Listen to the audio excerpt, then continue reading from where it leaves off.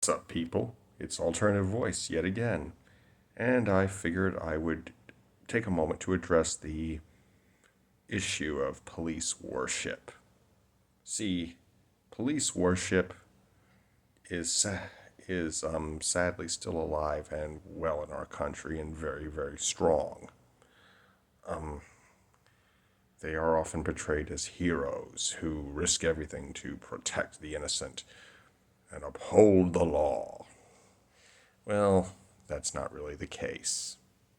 You know, something like only 5% of arrests are made because of violent felonies. Not only that, police kill over 1,000 people a year for a pretty small casualty rate of their own. I mean, you can go look at the Officer Down Memorial page. It's not that high a lot. I mean, the war on cops is just a complete myth. It is utter bullshit.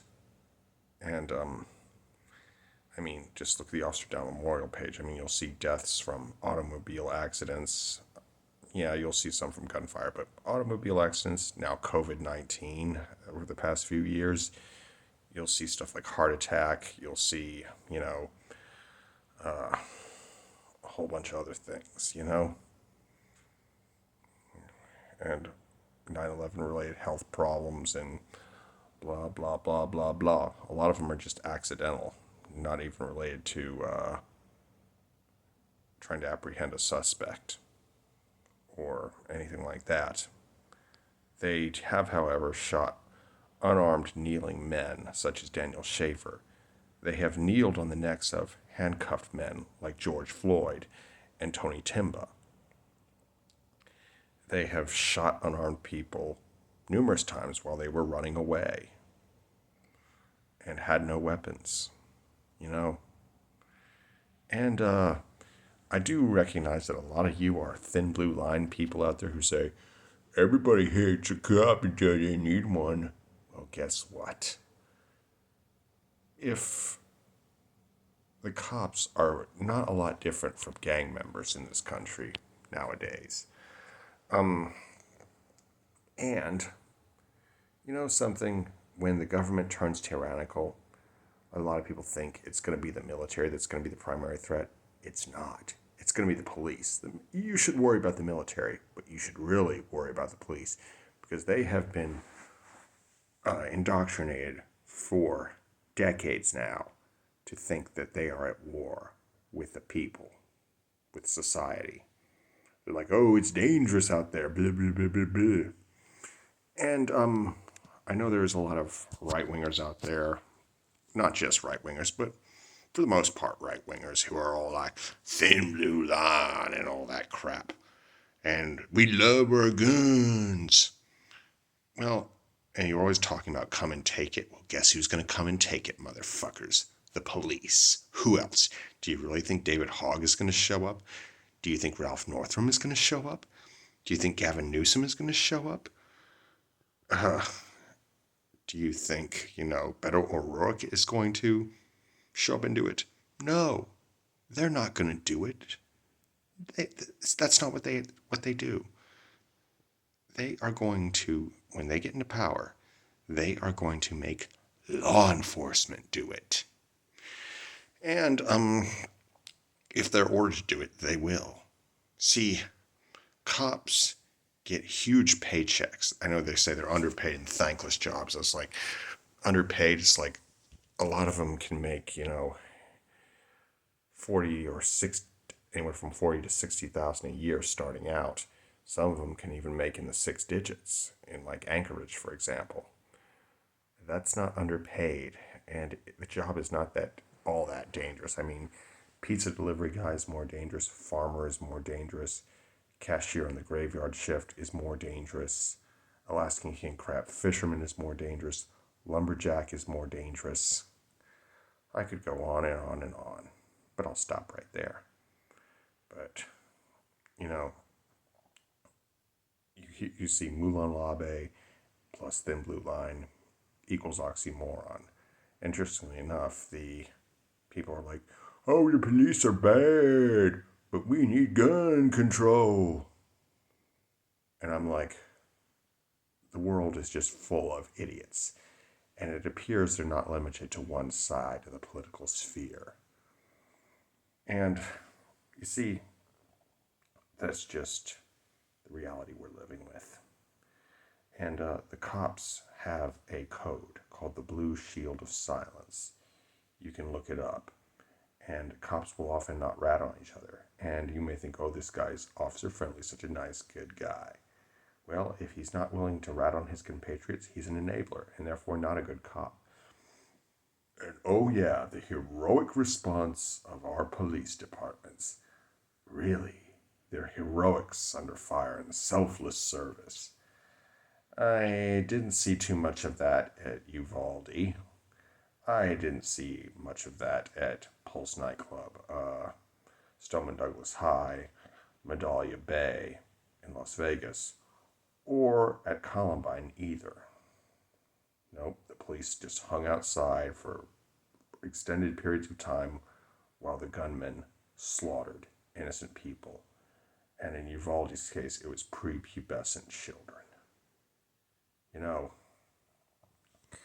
it's really, really ridiculous, But now their cowardice and incompetence is on the air and on the television and on YouTube for us all to see and watch.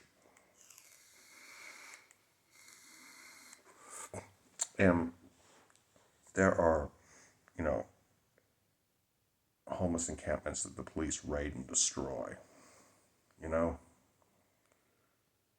I, you know, I used to be homeless, and it's tough. Believe me, a lot of the people out there don't have any choice. If they had any choice, they would be in a shelter. Well, not a shelter, but in a home.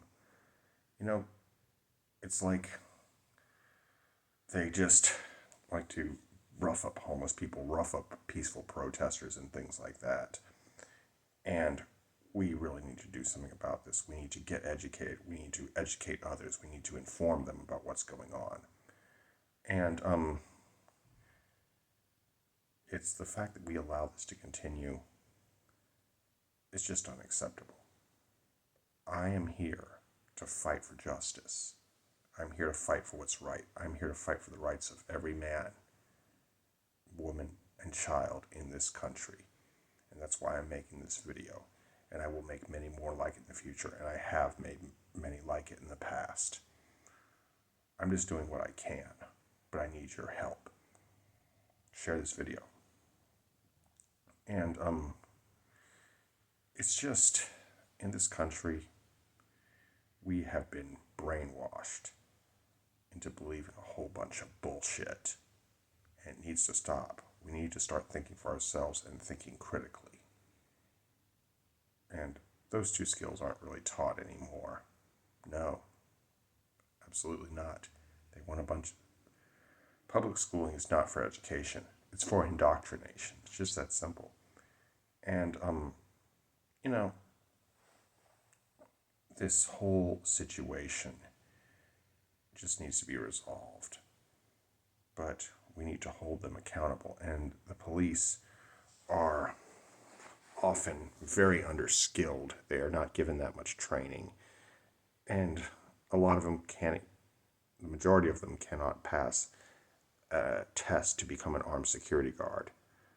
The reason for this is very simple. They're not held accountable and therefore not held to any standards. No accountability means no standards. It's as simple as that. And their incompetence is just mind-boggling. And what we need is, the policing in America just needs a complete overhaul. They need more training in de-escalation, conflict resolution, and mental health services.